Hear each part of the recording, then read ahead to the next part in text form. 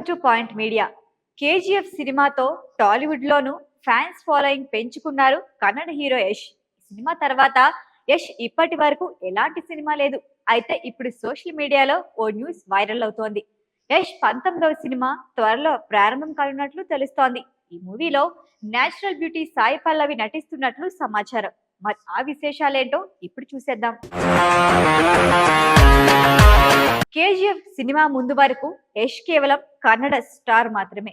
ఎప్పుడైతే కేజీఎఫ్ తో రాఖీ భాయ్ గా ప్రేక్షకుల ముందుకి వచ్చాడో అప్పటి నుంచి యష్ పాన్ ఇండియా స్టార్ అయ్యాడు అనటంలో సందేహం లేదు. ఆయన కేజీఎఫ్ 2 సినిమా విడుదల అయ్యి చాలా కాలం అయింది. ఆయన తదుపరి సినిమాను ఇంకెప్పుడు ప్రకటిస్తాడు అంటూ దేశం మొత్తం ఎంతో ఆసక్తిగా ఎదురు చూస్తున్న విషయము తెలిసిందే. ఫైనల్ గా యష్ నెక్స్ట్ ప్రాజెక్ట్ కన్ఫర్మ్ అయింది. గీతూ మోహన్ దాస్ దర్శకత్వంలో యష్ 19వ సినిమా పట్టాలెక్కబోతోంది. ఈ శుక్రవారం నాడు వీరి కాంబో సినిమా గురించి అధికారిక ప్రకటన రావడంతో పాటు టైటిల్ ని కూడా రివీల్ చేయబోతున్నారు. అదే రోజు హీరోయిన్ విషయంలో కూడా దర్శకురాలు గీతూ మోహన్ దాస్ క్లారిటీ ఇచ్చే అవకాశాలు ఉన్నాయి.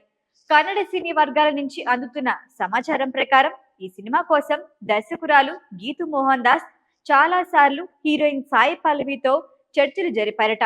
మంచి కథల కోసం వెయిట్ చేస్తున్న సాయి పల్లవి యష్ తో కలిసి నటించేందుకు గ్రీన్ సిగ్నల్ ఇచ్చిందని కన్నడ సినీ వర్గాల్లో ప్రచారము జరుగుతోంది.